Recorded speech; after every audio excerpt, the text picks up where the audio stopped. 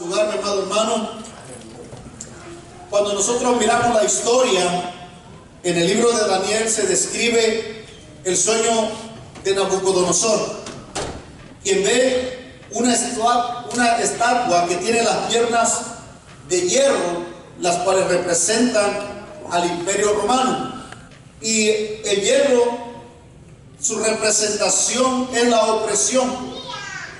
Diga conmigo, el hierro representa a la opresión. Y es necesario que cada uno de nosotros lo entendamos desde una perspectiva bíblica, no de una perspectiva histórica, sino de una forma espiritual, no una forma física, aunque físicamente también está la opresión, pero la opresión fuerte que el enemigo traerá en los tiempos de este imperio será una opresión espiritual sobre la iglesia y sobre las personas que realmente han puesto su fe en Jesús. Entonces, el hierro representa, dijimos, la opresión. Y este imperio dominó aproximadamente entre los años 30 antes de Cristo hasta el año 305 después de Cristo, y podemos decirlo que ese reino sigue imperando hasta nuestros tiempos. Y es muy importante que usted entienda que 30 años antes de Cristo y aún 305 años después de Cristo, Roma se mantenía trayendo opresión, amén, al crecimiento de la iglesia. La iglesia, en los tiempos de los apóstoles, ellos pudieron sentir la opresión, amén, física que Roma traía sobre ellos. De hecho, lo que predicábamos la semana pasada y parte de lo que habló el hermano José el domingo, esto tiene que ver de que aunque nosotros nos mantengamos predicando el evangelio, enseñando y haciendo discípulos a las naciones, aleluya, aún así como ellos tuvieron esa opresión, siempre la iglesia va a tener una opresión espiritual y física sobre el liderazgo, sobre la iglesia, sobre los ministerios que están levantando su voz para anunciar o anunciando el reino mesiánico sobre la tierra. Y es necesario que nosotros entendamos algunos aspectos que son muy importantes de este imperio, ya que ellos manejaban el derecho, el cual fue un sistema legal en la Roma antigua, basado inicialmente en lo que ellos conocían como las tablas o la ley de las 12 tablas. En el año 439 a.C., el código de Constantino. Entonces, según la historia, lo que relata la historia, este derecho romano se usó como base práctica legal en Europa. Entonces ellos estaban tomando el uso del derecho como una base, amén, como una práctica legal. Ahorita vamos a entender o vamos a desglosar, amén, lo que es o lo que significa, amén, el derecho romano como su base. Cuando analizamos el estatua de Nabucodonosor, no solo por el reino terrenal que representa cada sección, sino que desde la perspectiva de la identidad espiritual y su influencia, Roma incorpora el derecho y aquellas leyes aprueban, pero aprueban no lo que Dios aprueba, sino que Roma tiene esta característica de ir en que sus derechos o sus leyes de gobierno siempre van en contra de lo que Dios ha establecido. ¿Cuántos estamos aquí? Yo sé que la historia a nadie le gusta, pero es necesario que volvamos a la historia bíblica. Es necesario, por eso una de las cosas que como ministro en este tiempo me estoy como cansando un poquito de escuchar tanto sermón que tiene que ver con la motivación. Y más allá de una motivación temporal, la iglesia tiene que tener un despertar ya urgente, inmediato. Porque estamos viviendo los tiempos más peligrosos, que no nos estamos dando cuenta todo lo que estamos perdiendo hoy, todo el camino que estamos dejando, todo el poder, amén, adquisitivo que tiene el gobierno sobre nosotros, su influencia diabólica sobre nosotros, y nosotros no podemos estar todavía, como exhortó el apóstol Pablo a la iglesia, que aún quería permanecer en los rudimientos, en la imposición de manos y permanecer en estas cosas. Nos puede llegar a sorprender la venida del Señor y hallarnos no preparados para hallar al Señor, ya que si nosotros no nos damos cuenta lo que estamos viviendo hoy, lo que estamos pasando hoy, la mentalidad humana que nosotros hoy tenemos, el humanismo que hay dentro de nosotros, el orgullo, el imperio que nosotros mismos nos hemos levantado, amén, queriendo levantar nuestra torre de Babel y hacernos un hombre. Mi amado hermano, corremos el peligro, escuche bien esto es algo serio, corremos el peligro de perdernos, amén, de entrar o de tener o de adquirir o de recibir completamente el reino de Cristo. Entonces es necesario que la iglesia tengamos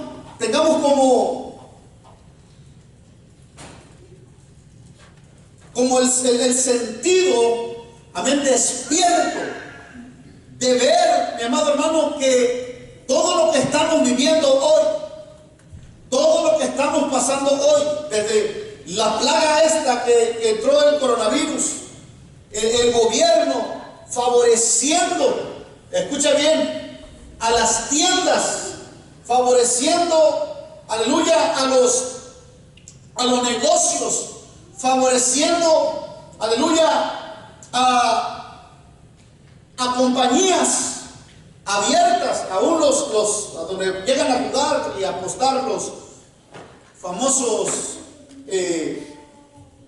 casinos abiertos y la iglesia cerrada. Pero el problema no es que el edificio esté cerrado, sino que nosotros mismos cerramos la puerta espiritual que debemos de tener abierta. Jesús es la puerta. Y esa puerta no hay diablo, no hay ley, no hay gobierno que la cierre. La iglesia debe de seguir teniendo su función. Aleluya, seguir manifestando su poder. Aleluya. La iglesia debe de seguir predicando y abierta, aleluya, para decirle a la gente, aleluya, que lo que estamos viviendo hoy tiene solución en Cristo Jesús. Tiene solución en Cristo Jesús. Así que cuando nosotros miramos desde una perspectiva espiritual, por eso el apóstol Pablo exhorta a la iglesia y dice que no menospreciemos las profecías, porque dentro de la iglesia, aleluya, se menospreciaban las profecías. La iglesia no puede estar menospreciando la palabra del Señor. Toda la palabra de Dios es profética, aleluya.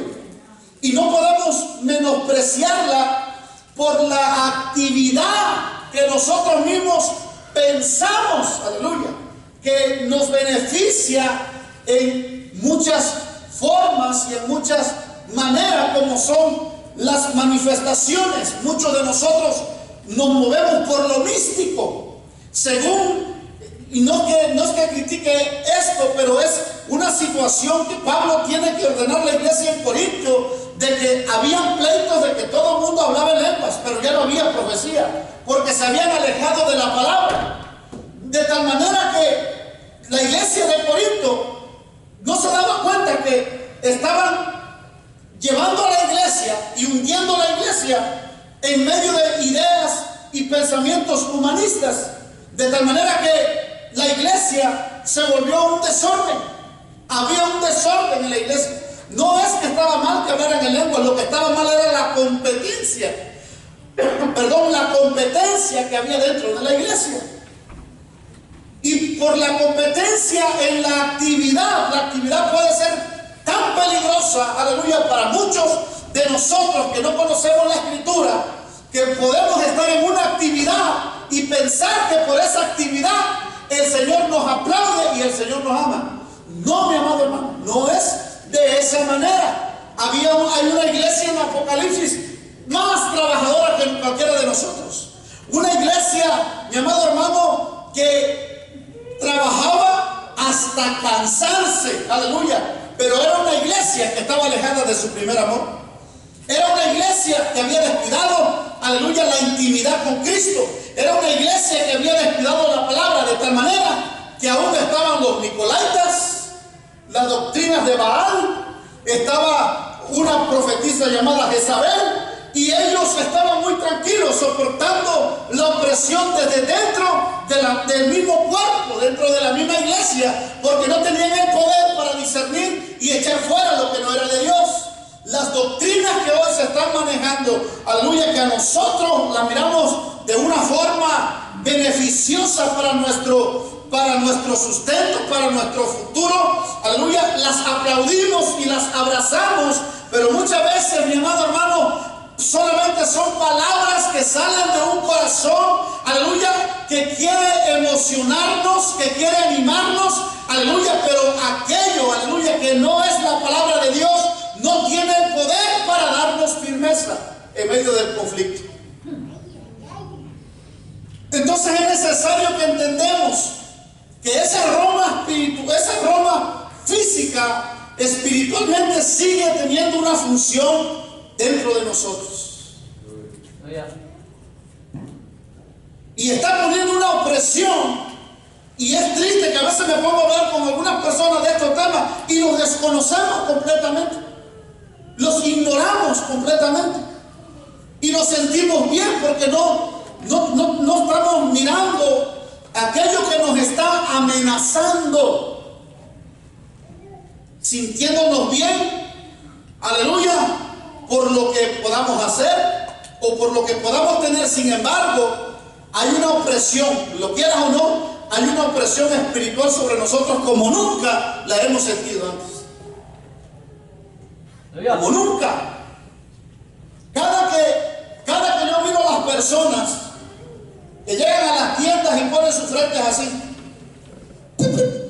el sonido, o ponen la mano así, a mí eso me preocupa, porque la parte, aleluya, de cuando hablamos de poder, lo que vamos a desglosar aquí, no sé ni cómo lo voy a desglosar, o sé cómo lo voy a desglosar, pero no sé cómo entrarme para que me pongas y me prestes atención en esta noche.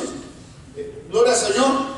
Pero ese poder no nos damos cuenta cómo nosotros mismos estamos cooperando para aquello que otras mentes perversas y humanitas desean, aleluya, que el mundo sea sometido a un solo gobierno y a un solo poder y a un solo hombre. Estamos en esa línea, estamos en la recta final, estamos a punto de terminar la carrera, aleluya. Estamos a punto de, Jesús está a la vuelta, a cualquier momento llega. Y la iglesia tiene que despertar, la iglesia tiene que volver a la palabra, aleluya. Si nosotros nos gozamos cantando, adorando, también debemos de gozarnos oyendo la palabra, aleluya. Y debe de haber una demanda, aleluya, a nuestros pastores: pastor, predique la palabra, aleluya. Gloria al Señor. Así que hay una influencia, digo conmigo, estamos bajo una influencia. Así que Roma incorpora el derecho y aquellas leyes que aprueban la iniquidad. Yo sé que si nos levantamos, hablaríamos de las leyes más conocidas, de las cuales los gobiernos están tomando ventaja y se están enriqueciendo, amén, por esas mismas leyes que ellos levantan. El mundo no va a sacar leyes que no le beneficien a ellos mismos. La ley siempre beneficiará al gobierno, no al pueblo. El pueblo será saqueado por medio de leyes. Eso ha sido desde la antigüedad. Así que estas leyes que aprueban la iniquidad, está yendo en aumento, en aumento, en aumento, por causa de que nosotros, mire, el único culpable aquí de que todas esas revueltas y esas leyes se estén haciendo es la iglesia, que la iglesia no levanta su voz. Nosotros somos los únicos que estamos callados. el feminismo a flor lo que da, el aborto, y ahorita vamos a ver una cantidad de todo esto que estamos mirando en estos últimos tiempos. Así que esto nos deja a nosotros ver que en este último tiempo que el derecho será utilizado para aprobar leyes que sean contrarias a la voluntad de Dios. Cuando hablo del aborto, estamos hablando de vidas de personas que físicamente no tienen un cuerpo, pero que el Dios, aleluya, el Dios de los espíritus, ya los conoce aún sin que ellos tengan, sin que esos niños que no han nacido tengan un cuerpo. Y por X, una u otra razón, la mujer queda embarazada, ahora desea abortar a la criatura, diciendo que es su cuerpo, y el gobierno aprueba poniendo una ley que refuerce o que le dé el poder que esas personas necesitan para actuar con malevolencia a destruir la vida. Dios es el dador de la vida. El único que desea la muerte es Satanás. Él vino para hurtar, matar y destruir, pero Cristo vino para darnos vida y darnos vida en abundancia. Así que estamos mirando leyes que están en contra de la voluntad de Dios. Y estas leyes tienen como fin legalizar la iniquidad. El diablo y el anticristo conocen esto. Y la Biblia dice que el anticristo intentará cambiar los tiempos y la ley. No sé si buscamos Daniel capítulo 7, versículo 25. Daniel capítulo 7, versículo 25, dice de la siguiente manera: y hablará palabras contra el Altísimo, y a los santos del Altísimo quebrantará, y pensará en cambiar los tiempos y la ley, y serán entregados en su mano hasta tiempo y tiempos y medio tiempo. Aquí está hablando, en este versículo nos está describiendo al anticristo, que son los 3 años y medio, amén, de un gobierno que tendrá en cierta forma éxito antes de la gran tribulación. Y luego dice: pero se sentará el juez y le quitará su dominio para que sea destruido y arruinado hasta el fin, y que el reino y el dominio y la majestad de los reinos debajo de todo el cielo sea dado al pueblo de los santos del Altísimo, cuyo reino es reino eterno, y todos los dominios le servirán y le obedecerán.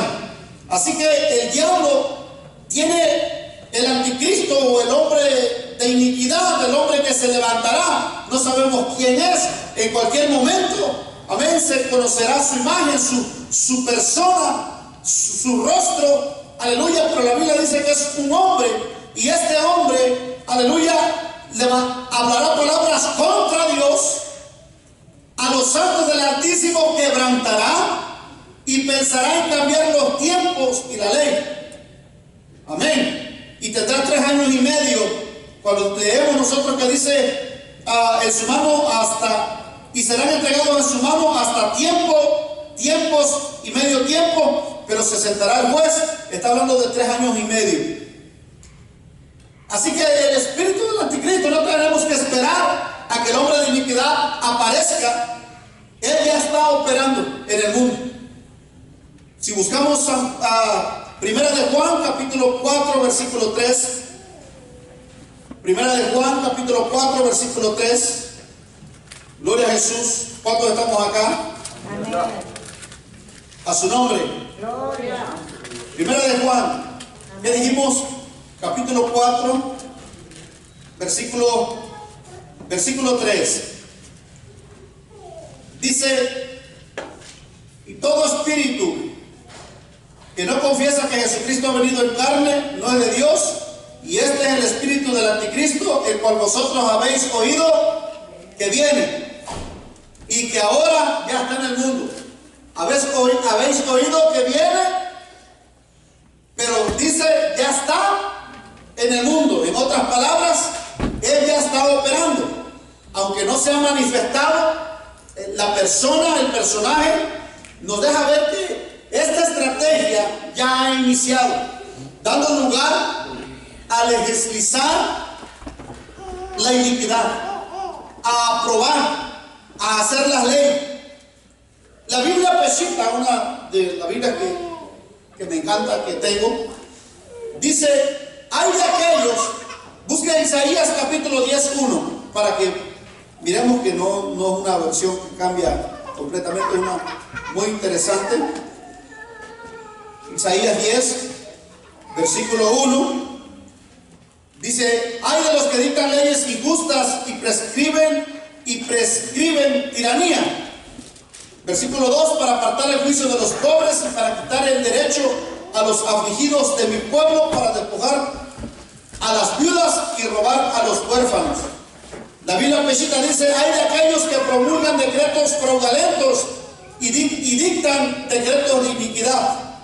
La versión latinoamericana dice: pobres de aquellos que dictan leyes injustas y ponen por escrito los decretos de la maldad.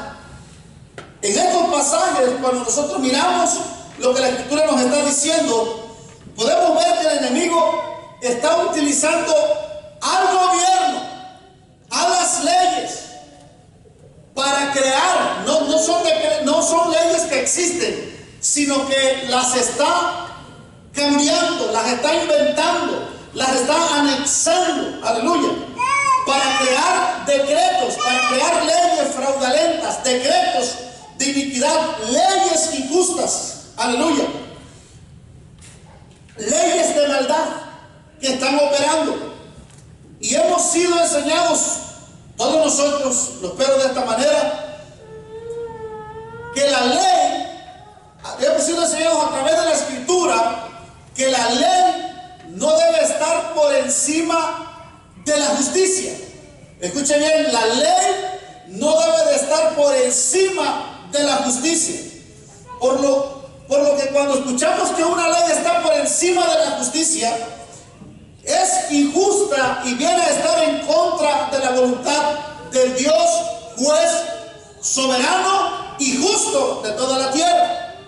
Entonces, cuando hay una ley que está por encima de la justicia, aleluya, se llama iniquidad. Aleluya. Así que cuando nosotros escuchamos que esa ley está por encima de la justicia, una ley inicua, una ley, aleluya, de maldad, o la etiquetamos diciendo que es una ley injusta y que esta ley está en contra de la voluntad de Dios. Años atrás, décadas atrás y siglos atrás, había hombres a establecer leyes que iban en contra de los mandamientos de Dios.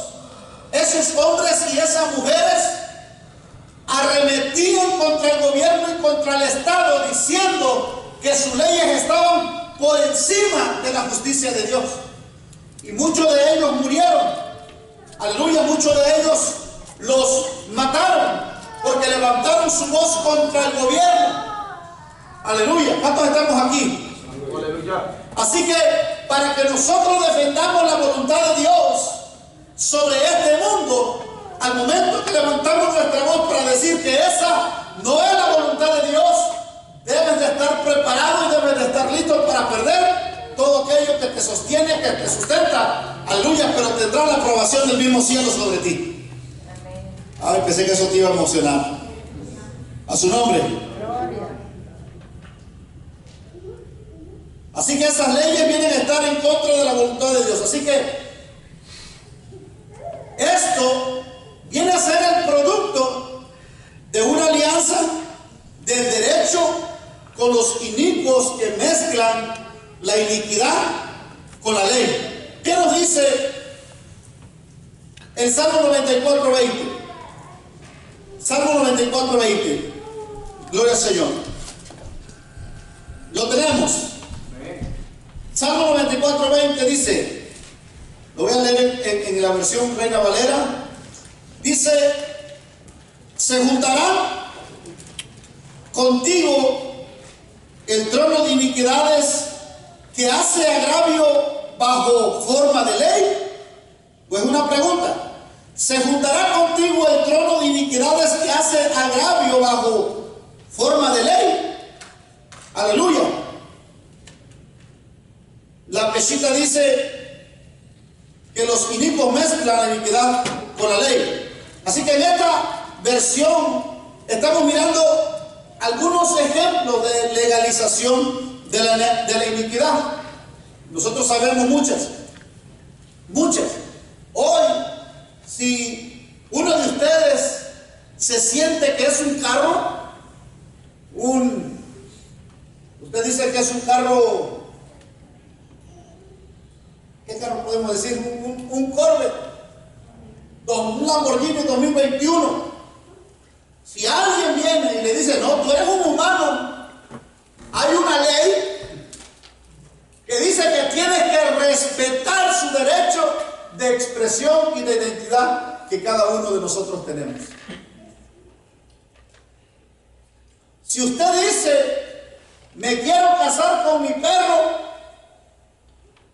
hay leyes en muchas naciones del mundo donde las personas, hombres y mujeres, se están casando con sus mascotas.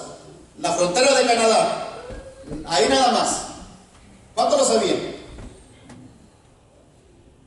El hombre de 70 años, si él dice que es un niño de 5 años, se tiene que respetar que ese hombre de 80 años realmente es un niño de 5 años y tiene que tratarlo como tal, a su nombre.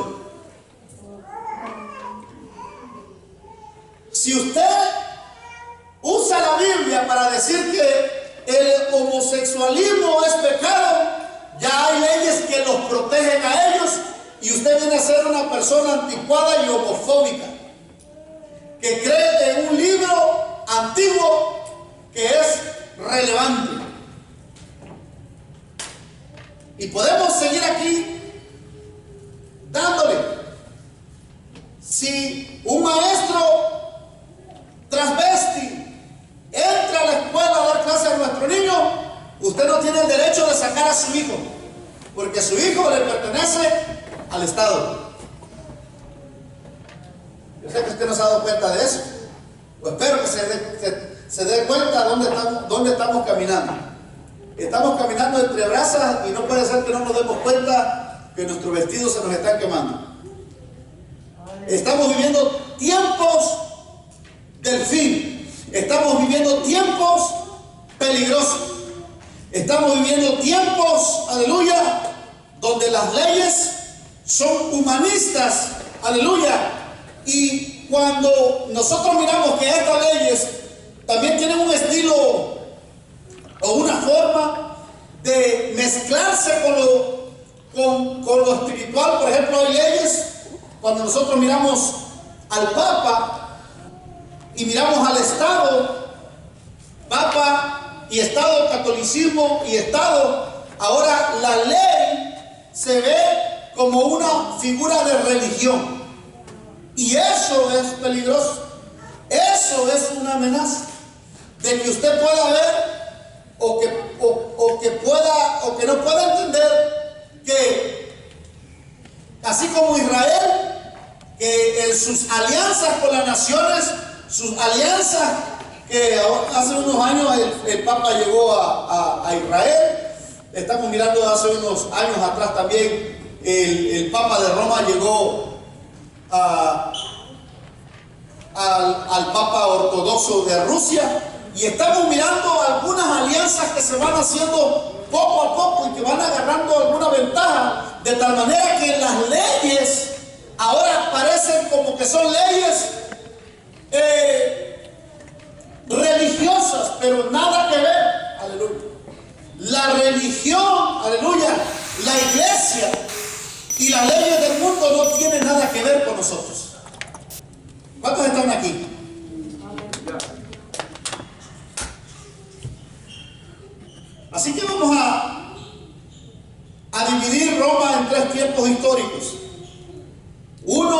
monarquía, 2 república y 3 imperios. La monarquía de Roma marca el inicio de Roma en el año 753 y año 509, en una provincia de la cual actualmente se encuentra Italia. Este tipo de gobierno era una monarquía, es decir, un rey que al morir heredaba el trono a su hijo, así de la misma forma que tenía Israel. El último rey de Roma fue Tarquinio el Soberbio. Yo no sé cuántos se acuerdan de los que estudiaron un poco de historia aquí. Y el siguiente periodo en la evolución de Roma fue la República y se ubicó en los años 508 a.C. y 27 a.C. Su gobierno ejerció un grupo de políticos llamados senadores. ¿Cuántos conocen los senadores de Estados Unidos? Bueno, ahí en Roma, ahí es donde nace esta idea de gobierno.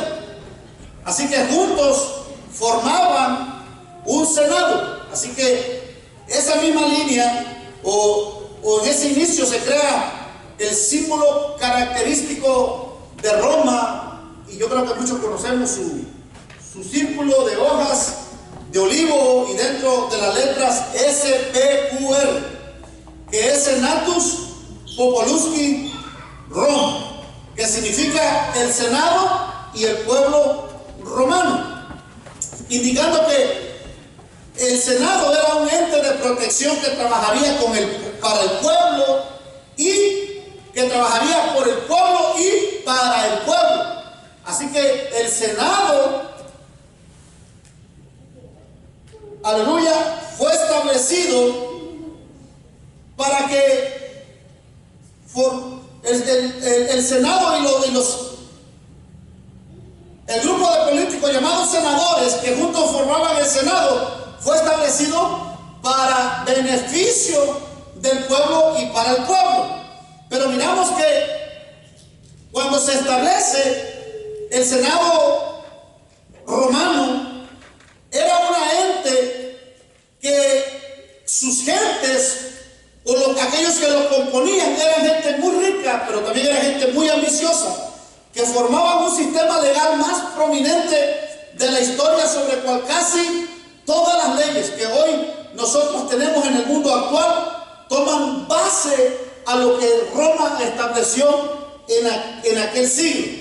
Así que el Senado se da la tarea de conquistar toda la costa ibérica de Europa por medio de un ejército fuerte y poderoso designado por comandantes, pero también establece, y quiero que escuche esto, porque esto es muy importante. No creo que lo estoy hablando nada más porque el hermano ya entró en política y a ver dónde va el hermano. No, esto tiene un fin, y tiene un propósito.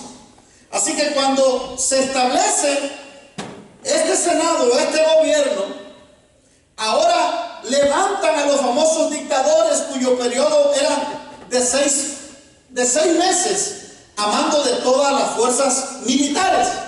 Y estos dictadores se les entregaba el poder a un solo hombre, pero cuando ese hombre recibía todo ese poder de Roma, se ensoberbecía, se enorgullecía, y de ahí la palabra dictadores, que querían tener el control no solamente de la nación, sino que querían tener el control de toda Europa, de todo el mundo, de todo ese continente. Así que esa rama que se abre de los famosos dictadores que recibían ese poder para conquistar y expandirse, ahora viene a ser una amenaza para el gobierno, para el Estado y para sus leyes. Muchos líderes tuvieron ese deseo de adquirir ese poder. El primero a caer en la tentación fue el general Julio César, quien retó al Senado con rebeldía, los confrontó. Pero ese mismo Senado se encargó de quitarle la vida. Así que se le designó bajo el cargo de dictador perpetuo. O sea, yo quiero ser el dictador perpetuo. hasta que yo me acabe, hasta que yo me muera. Pero cuando el Senado escucha su idea, su ideología de ser el hombre que está sobre Roma, que está sobre el mundo, que está sobre el imperio, que tiene todo el poder, el Senado se preocupó y planearon su muerte, lo ejecutaron. Pero su hijo Julio César, que su nombre es Octavio, se proclama primer emperador, dando paso hacia la siguiente etapa de Roma, la cual brillaría en todo el mundo romano, que son los famosos emperadores romanos. Así que Octavio, cuando llega a ser el emperador en la segunda fase de Roma, este hombre manda matar a todos los que estaban en el Senado, que hicieron el complot contra su padre y su amigo Marco Antonio, quien había hecho alianzas con Egipto, y su reina Cleopatra número 7 para conquistar Roma. Manda y los ejecuta, los mata. Así que el mismo Senado levanta a Augusto con el título de emperador, y ahí entran los Césares. ¿Cuántos se acuerdan de los Césares? César, Augusto. Yo quiero que me sigas un poquito aquí. Y ahí se levantan los César. Y recordamos cuando Jesús está en esa época, en esa historia, y llegan a tentarlo y le dicen acerca de la inscripción de la moneda, si era lícito pagar tributo a César o no. Jesús dice: enséñame la moneda, ¿qué rostro tiene? Y cuando le enseñan el rostro, pues tenía el rostro del César. Y Jesús dijo: dad a César. No es que era un hombre que se llamaba César, sino eran los Césares, las personas que tomaban el control del imperio romano. Así que Jesús dice: denle a César, a los líderes de gobierno, lo que es para ellos, y a Dios lo que es para Dios. Así que no se refiere a un título o un nombre, a una persona, sino a un poder dentro de Roma. Así que cuando nosotros miramos que Octavio se impone sobre el Senado, ahora el Senado quien levanta a su propio emperador, el propio Senado levanta a un emperador bajo una ficción de equilibrio para poder poner poder entre ellos y los militares para que Roma se mantuviera a flote. Lo que te quiero enseñar es que Roma ya se está tambaleando, ya Roma ya no tiene un fundamento sustentable, porque Dios está haciendo algo. Dios, aleluya, en cada imperio que se levantó, siempre Dios estaba haciendo algo para manifestar su poder. Así que cuando miramos, aleluya, y hablamos de emperador, el emperador tiene un nombre que significa vencedor en batalla, emperador. Así cuando te comes la galleta, esa galleta que dice emperador, amén, es un vencedor de la batalla. Los Césares eran personas prominentes. Así que después de César Augusto, todos los que han pasado por la escuela bíblica, sabemos que el reino se divide, Roma se divide en cuatro estados, o en 4 partes. Así que se levantan estos 4 emperadores con más cuya influencia marca el entorno social de la venida de nuestro Señor Jesucristo: Tiberio, Calígula, Claudio y Nerón. Todos estos 4, si usted quiere agarrar un nombre para su hijo, de perdida digo alguien para el perro, ¿verdad? Nerón. Tiberio, Calígula, Claudio, pues Claudio es un nombre bonito. Nerón es un nombre que no se utiliza.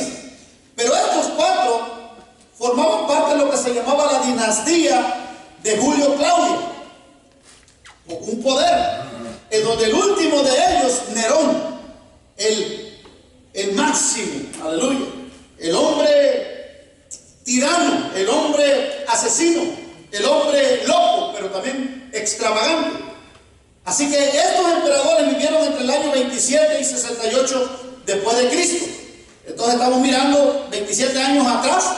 Se levantan 68 años después de la muerte y crucifixión de Cristo. Amén. Todavía la iglesia tuvo sus luchas con el loco y malvado Nerón.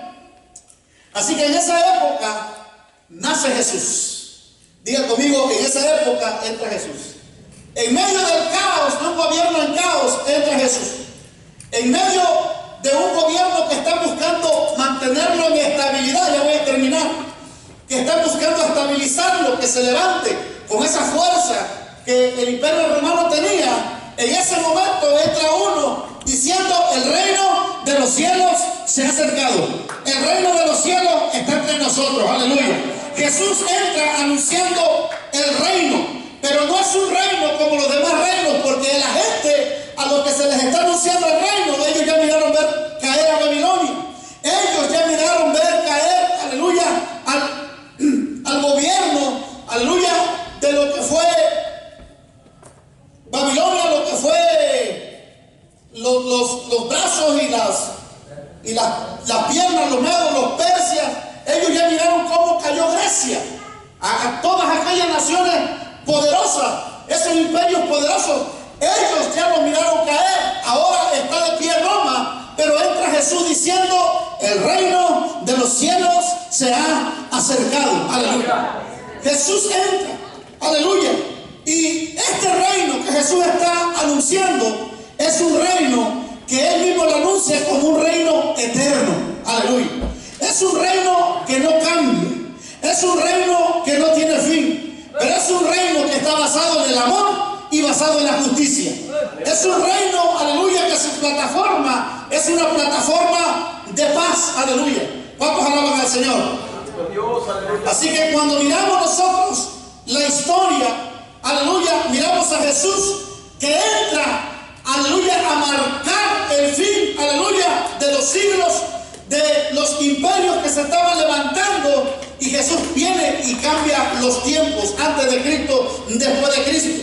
Y Jesús entra en medio de este imperio romano poderoso, entra montado en un pollino hijo de asna, y comienza a destruir y a desmoronar un imperio humanista, un imperio religioso, un imperio idólatra, lleno de leyes, lleno de crueldad, un imperio que asesina, aleluya, todo aquello que se le interponga. Pero Jesús entra con un mensaje de este reino nuevo, un reino eterno sin fin, un reino donde no hay hambre, un reino donde no hay muerte, un reino donde hay paz, un reino donde no hay dolor, un reino donde hay un solo Dios, un reino, aleluya, eterno, que no está influenciado por este mundo. Jesús, aleluya, con este mensaje se vuelve la amenaza, y esa amenaza debería ser destruida.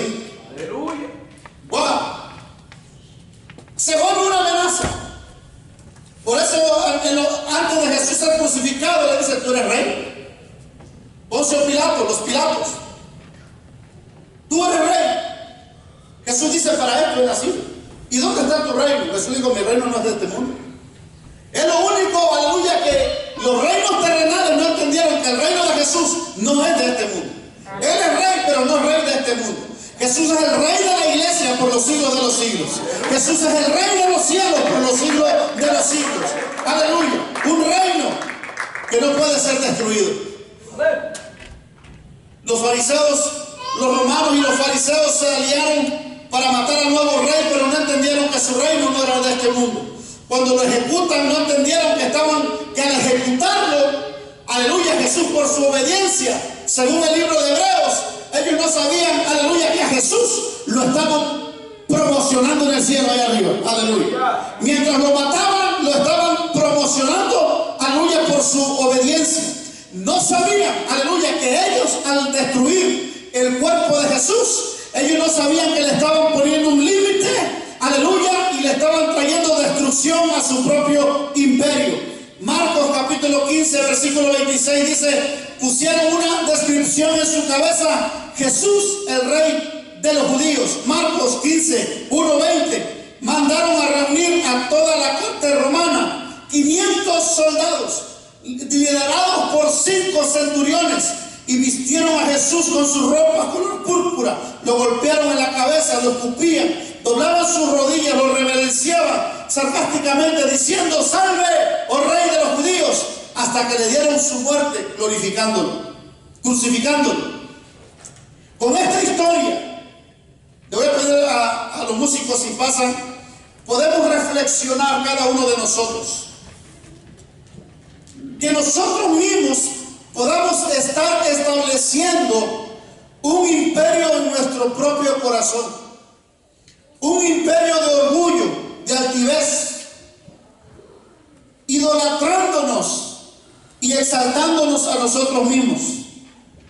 Como dice en Isaías capítulo 2, versículo 12, porque el día del Señor de los ejércitos vendrá contra todo el que es soberbio y altivo, contra todo el que sea ensalzado y será abatido.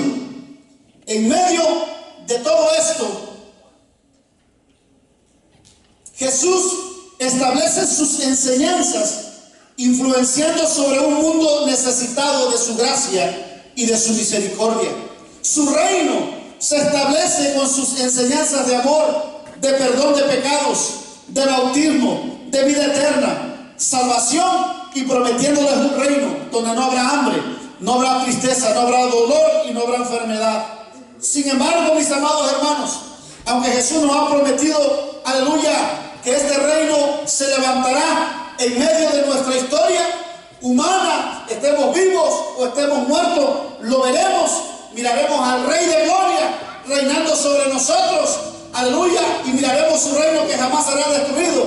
Sin embargo, hoy, en este tiempo, tenemos que sacudirnos todo el humanismo que hay dentro de nosotros. ¿Qué es humanismo? Hemos hablado o lo he repetido una y otra vez. Humanismo, aleluya, somos aquellos que somos piedra de tropiezo. ¿Aló? Para que no alcancemos el propósito que Dios tiene para cada uno de nosotros. Dios tenía un propósito para Jesús, pero hubo un Pedro que dijo: Señor, no te suceda tal cosa. Jesús le dijo: apártate de mí, Satanás, porque tú pones tu mirada en las cosas de los hombres, porque no estás pensando en las cosas de Dios, sino estás pensando en las cosas del hombre. Escuchen bien, esto es muy importante. Yo no sé si tocarlo ahorita o tocarlo para la siguiente semana, pero me voy a quedar aquí. Porque nuestro humanismo, cuando nosotros nos desenfocamos de las cosas de Dios, mira, hermano, quiero que tú mires. Mira todo para este lado. No es que estoy juzgando a los hermanos que no vinieron. Hay hermanos que están enfermos, hay hermanos que tal vez salieron tarde, pero espero con todo mi corazón que los hermanos que no están aquí sigan conectados con el Espíritu de la gracia, sigan conectados con Dios por medio de la oración, por medio de la palabra. Pero hoy estamos mirando a la gente que humanismo es yo, poner la mirada en las cosas, aleluya, de los hombres, lo que a mí me conviene, lo que a mí me hace falta, lo que yo necesito, lo que yo deseo, lo que yo anhelo, lo que yo sueño, mis metas, mis propósitos. Cuando nosotros tenemos esa mentalidad, nos debemos de entender que te estás volviendo una persona humanista con deseos de prosperar en las cosas de esta vida, con deseos de prosperar en las cosas de este mundo. Tener y poseer son pensamientos humanistas, ideas, filosofías de superación personal, donde no importa sobre quién pasemos o que descuidemos las cosas de Dios, o que menospreciemos el nombre de Dios y la palabra de Dios, pero primero voy a alcanzar mi sueño. Jesús, ten cuidado, no vayas a la cruz. ¿Por qué te va a suceder semejante cosa? ¿Por qué vas a sufrir semejante crueldad? ¿Para qué vas a caer en manos de los romanos? Las personas, aleluya, que promueven esta idea de pensamiento no son tus amigos, son tus enemigos.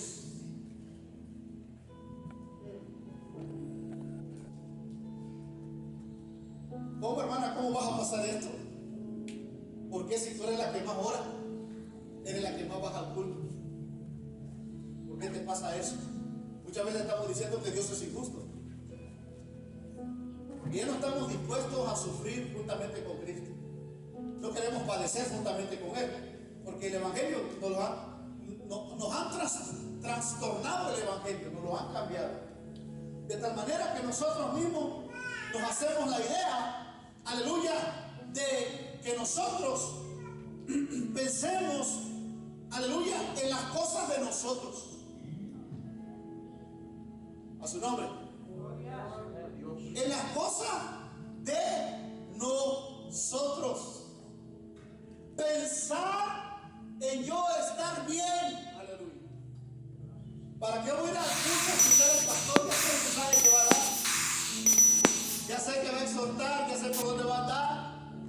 Mejor nos quedamos acá en la casa. Pues desde acá te puedo decir que estás pensando en tus propios deseos. Porque el que anda en el Espíritu quiere estar con la gente que anda en el Espíritu. Aleluya. El que anda en el Espíritu, aleluya, quiere estar con sus hermanos en Cristo. Desea, aleluya, entrar al edificio donde los hermanos se reúnen para adorar a Dios. Son personas que no ponen excusa. Llegué cansado, llegué derrotado, aleluya, pero yo quiero estar en el culto. Tal vez Dios me use y me dé una palabra para mi hermano, para mi hermana. Tal vez Dios me levante y me lleve a orar por mi hermana que está padeciendo. Yo voy a ir al culto, quiero ser un instrumento en las manos de Dios. Hemos dejado la insensibilidad. Nos hemos vuelto insensibles. Pensamos en estar bien. Es que mañana voy a trabajar. Es que tengo que cocinar. Es que tengo que... Hay gente que dice, yo me voy de este pueblo porque aquí en este pueblo nadie prospera. Tú te puedes ir a la ciudad más grande y sin Dios no vas a prosperar. Cuando tú empiezas a buscar lo tuyo, no vas a prosperar. ¿Cómo quieres que se lo repita una vez? Tú te puedes ir a Massachusetts. Tú te puedes ir a Chicago. Te puedes ir a New York para prosperar. Aleluya. Tú te puedes ir, pero si el plan de Dios no está, que tú estés allá te va a ir peor que acá. Yo no sé si alguien se acuerda a una mujer llamada Noemí y a su esposo que dijeron, pues aquí ya se acabó el pan. Vámonos, y se fueron. Cuando Noemí se fue, regresó llorando. A su nombre. Porque se fue pensando en las cosas de ella, no en las cosas de Dios que suple. Pero yo conozco a una viuda, aleluya, que nadie la tenía en el pensamiento, pero había un Dios que la estaba mirando. Había un Dios que miraba sus obras. Había un Dios que miraba su fe. Había un Dios que la conocía en lo secreto. Había un Dios que la conocía en la intimidad. Aleluya, y cuando llegó el hombre de toda la tierra, Dios le dijo a su siervo, levántate y ve a la casa de esa mujer. Aleluya. Y el aceite y la harina no escaseó. Hay gente con vasijas escasas porque han puesto su mirada en las cosas de los hombres y han quitado la mirada de las cosas de Dios. Y traigo todavía más 16 puntos. Pero ya terminé, no te espantes. Queremos prosperar, pongamos la mirada en las cosas de Dios. Buscar primeramente el reino de Dios y su justicia, y todas las demás cosas nos serán añadidas. Va a llegar el día que aquellos que busquen a Dios con todo su corazón, que vivan en justicia, que vivan para Dios, dirán, estoy satisfecho, estoy lleno, estoy bendecido, estoy en paz. A su nombre. Volvamos a poner nuestra confianza en Dios. Volvamos a poner nuestra confianza en el Señor. Te voy a invitar a que cierres tus ojos ahí donde estás. Y que le digas, Señor, quiero volver con todo mi corazón a ti. Ya nos apagaron todo. Aleluya. Queremos volver nuestro corazón a ti, Jesús. Queremos volver a poner nuestra mirada en ti. Queremos volver a poner nuestra voluntad en ti. No lo que yo quiero, sino lo que tú quieres. Padre, en el nombre de Jesús, deseamos, Señor, deseamos hacer solamente tu voluntad. Inclina tu rostro, Padre, te damos gracias. Te damos gracias por tu palabra. Te damos gracias por tu infinito amor. Te damos gracias, bendito Dios, porque nos veniste a liberar, porque nos veniste a salvar. Señor, aleluya, de la opresión, aleluya, que el enemigo está trayendo a nuestra vida. Estamos bajo amenaza, Señor, y podemos decir como la oración de los discípulos, diciendo todas aquellas maquinaciones que hicieron, aleluya, los romanos y los enemigos de Jesús, y se han levantado contra el Cristo, aleluya, y ahora contra sus ungidos. Señor, pero aún tenemos la esperanza, aún tenemos la confianza, aleluya, de que tú nos des el poder y la autoridad para hablar de tu precioso nombre, para seguir predicando tu precioso nombre, para seguir diciéndole a este mundo que tú eres el Rey de Reyes y Señor de Señores, para seguir predicándole a este mundo que tu reino es un reino sin fin, para seguirle diciendo a este mundo, aleluya, que el mundo, aleluya, un día tendrá su fin, aleluya, pero aquellos que hacen tu voluntad permanecerán para siempre. Adórale, ponte de pie, aleluya, adora al Señor.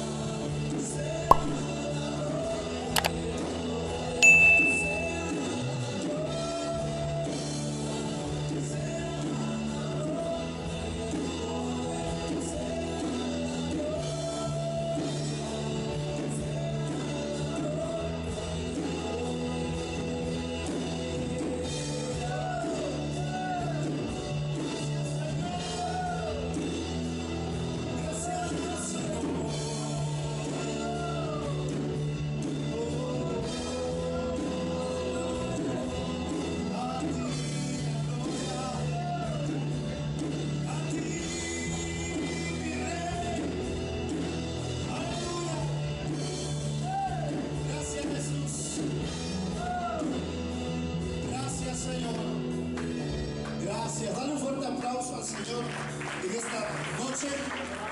Vamos a orar. Amén, para ser despedidos.